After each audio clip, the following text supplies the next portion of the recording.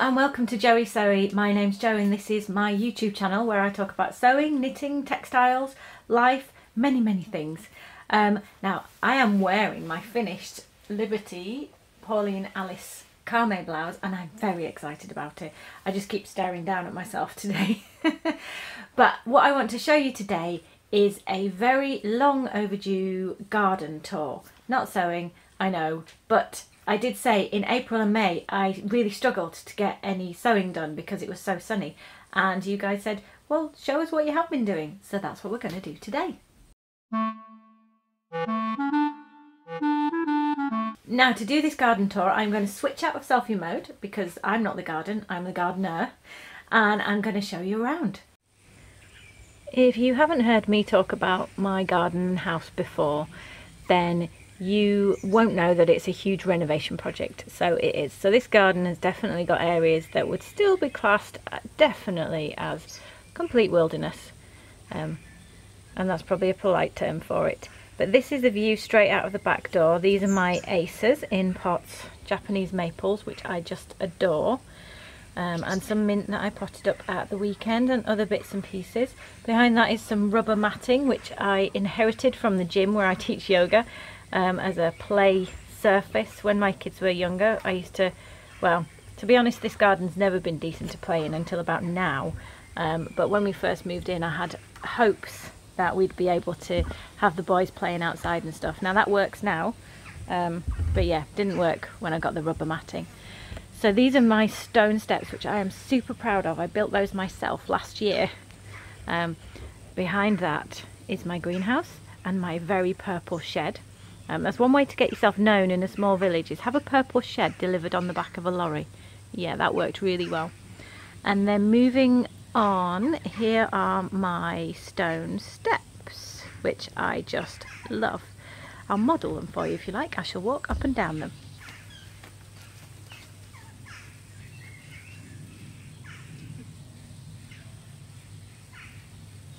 There you go. I'm not sure if I was in shot, but that is the stone steps. We had those built last year. So last year we had a huge digger in the garden and we basically flattened it. Well, we didn't flatten it. We did all sorts of things. There were about 25 extra trees in this space when we first moved in. Yeah, lots of trees. So this year we laid all this slate and I changed some of the planting in here, and that was a lot of what I did in April, so that's what kept me away from sewing in April. All that area that is just covered in slate chippings at the moment was basically covered in weeds because we'd left it for a year and I wasn't sure what surface we were going to do. I had high hopes of doing a pebble mosaic, and then I realised that that was going to take me probably a year to do. I'd still love to do it one day, but I needed something to keep the weeds down. So this was the medium-term solution. So we've planted up the walls of the, we call this the Grand Canyon, mainly because we went to visit the Grand Canyon last year, and as we were building it we were really looking forward to that trip. So these walls were formed and this whole pathway was formed by the diggers, and we planted those up, some last year, some this year. Over here we've got a strawberry patch. Those were new in about 4 or 5 weeks ago maybe, and they're doing really well. We've got some actual strawberries going on in there, so I'm very pleased about that. Moving on, so yeah, lovely strawberries. Moving on, we have rhubarb. We have raspberries. All of this is planted this year, and the rhubarb and the raspberries. So we'll get a few raspberries off those this year because they are autumn ones. Here we have got a bird bath I inherited from my dad. A lovely hydrangea. It's good. It's called Love You Kiss and it's white with pink edges. It's gorgeous. That went in the ground this year as well. So pretty much everything I'm showing you I've done in April and May. Here's our pergola. Big wooden structure. It's not quite finished because I'm not sure whether to put a roof on it or whether to put anything in the sides, but we built that in May as well. To be fair, I didn't do the hard work. I designed it, Tim built it, because that's how we do things around here. So you're starting to see some of the back of the house there with the scaffolding on. Yeah, that's part of the renovation project. What you can also start to see here is these little paths. So I built those in the last couple of months as well. You can see why I haven't been sowing, can't you? So this whole bed is a brand new creation in the last couple of months. Last year we built the shape of it. When the guy came with the digger, we built the shape of it, and the stone edging went in, and then I covered the whole area, which was weeds and grass basically. I covered it with cardboard, and then I covered it with weed suppressant fabric, so that nothing would grow, and it stayed like that for a year. And then I pulled the fabric off when we were ready and had the money to buy plants and stuff, and we started planting it up, and it's basically taken me about 3 months to plant this. Partly just saving up the money and getting the plants bit by bit. Some of these plants have grown from seed, and some of this ground is really difficult to plant in because it's full of tree roots. This is an absolutely gorgeous silver birch tree. You're not going to get a great picture of it because the sun's behind it at the moment. I'll give you another angle in a minute. But it's a beautiful tree. But trees have roots, and trees stick their roots in the ground.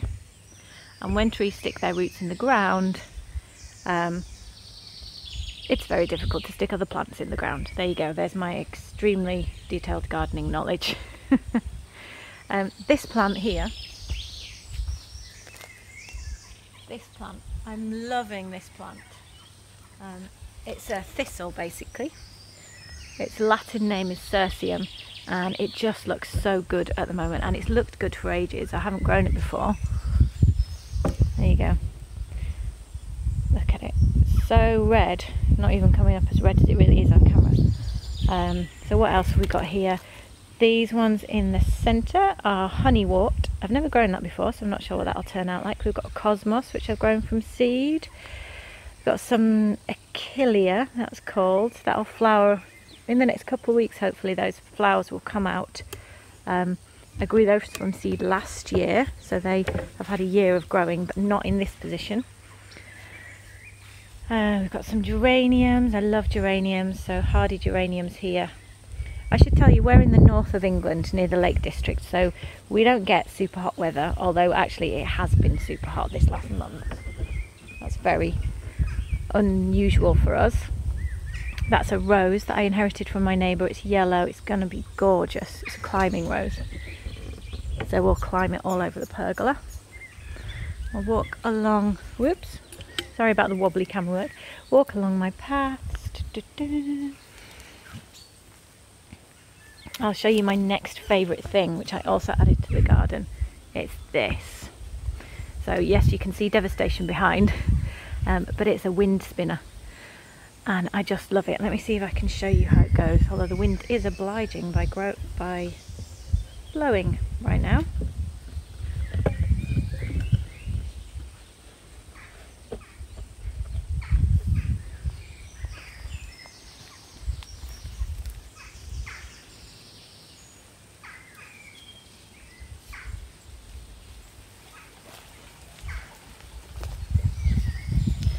I just love that. It's a grown-up version of those plastic spinning windmills that you get at the seaside when you're a kid, and it's just fantastic. Yeah, really like those, and I only just became aware of their existence. So I guess you can see the back of the house, so I'll show you a little bit of the back of the house, even though this is supposed to be a garden video. That's we call it the cube, and we have a bathroom in there. It's probably my favourite room in the house, just adore it. And then that's the back of the house, the section that we currently live in. And then this is the back of the house, the section that we don't currently live in. And you can see why we don't currently live in it, because it's in progress. The builders were here yesterday. Not here today, because if they were, you wouldn't be able to hear a word I was saying. They were so loud. But they were finishing off preparing for the windows, and those should be fitted soon, I hope. So moving on. Well, I'll show you the house another day. Here is my pleached hedge. So pleached basically means a hedge on stilts. So where you can see those light brown bamboo canes, that is the shape that we're training the hedge to. Well, I'm training the hedge to. So I bought normal hedging plants last year. These went in last year. And the stems are bare up to that bottom cane. And then basically we're stretching the branches, or not stretching them, but growing the branches so the arms of the trees stretch out. Let me see if I can show you. Here you go. So you got the bare trunk here, and then we started to train the branches across the side. So you'll have a hedge on stilts, and then underneath we've got willow. So I could say there's no sowing in this garden, but I have woven a willow fence, which if I can find a picture I'll show you what it looks like in winter, because it's much easier to see the shape in winter.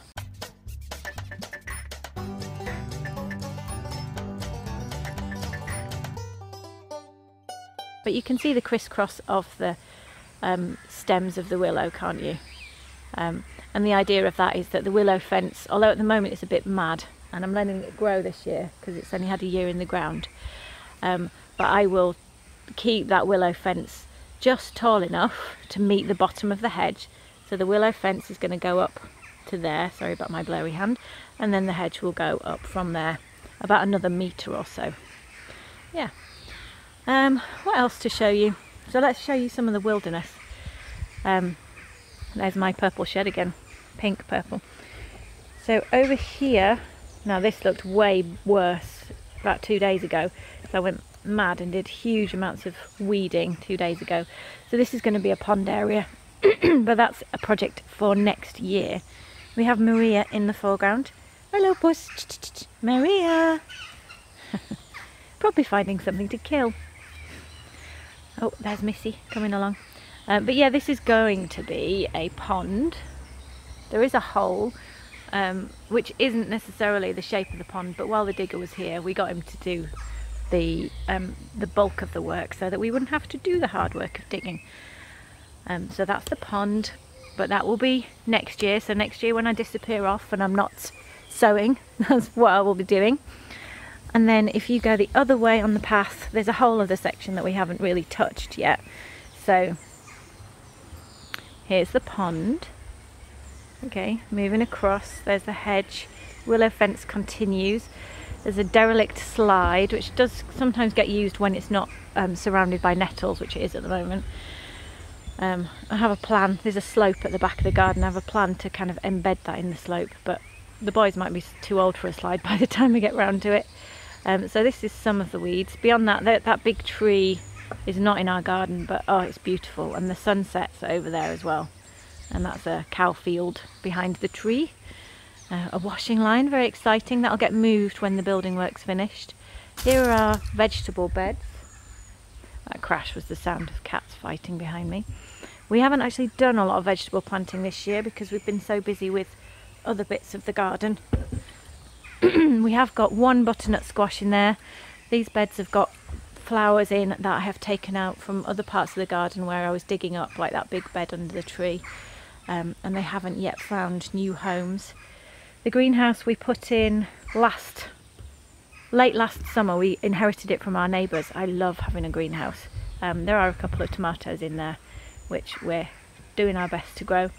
And then this isn't the end of our garden, but this is the end of charted territory. We've got a trampoline hiding back there for the boys, and the rest of it is, yeah, still a project to do. So it's about another third the size of the garden, and I'm not sure what we're going to do back there. And then let's complete the circuit. But there's a lot of weeds.